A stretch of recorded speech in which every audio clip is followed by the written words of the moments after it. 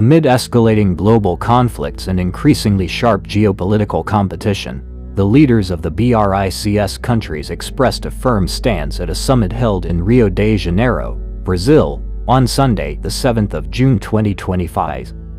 At the summit, the group of developing countries condemned the attacks on Gaza and Iran, urged reform of global institutions, and emphasized their position as a new multilateral power ready to fill the vacuum of international diplomacy. In his opening remarks, Brazilian President Luiz Inácio Lula da Silva called BRICS the heirs of the non-aligned movement, referring to the bloc of developing nations that rejected alliances with major powers during the Cold War.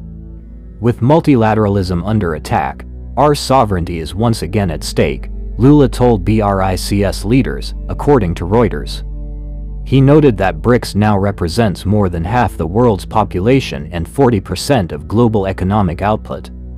In a forum with business leaders, Lula also warned of the dangers of rising protectionism.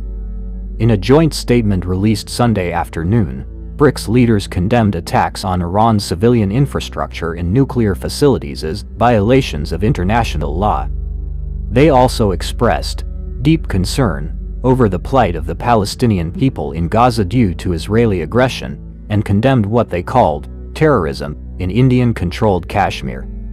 Lula specifically referred to the failure of US-led military interventions in the Middle East, and stressed the importance of BRICS leading the reform of international institutions such as the UN Security Council and the International Monetary Fund (IMF). If global governance does not reflect the multipolar reality of the 21st century, BRICS must be the driving force to renew it, Lula said. He also noted that the international situation has deteriorated so rapidly since the G20 summit in the same place last year that some of the initiatives at that time are now impossible to implement. On trade, BRICS highlighted the increase in import tariffs as a serious threat to the global trading system. This criticism was implicitly directed at the protectionist policies of US President Donald Trump, who has been promoting an America First approach since the beginning of his term. The group also expressed support for Ethiopia and Iran's membership in the World Trade Organization (WTO) and urged the restoration of the dispute settlement function of the institution.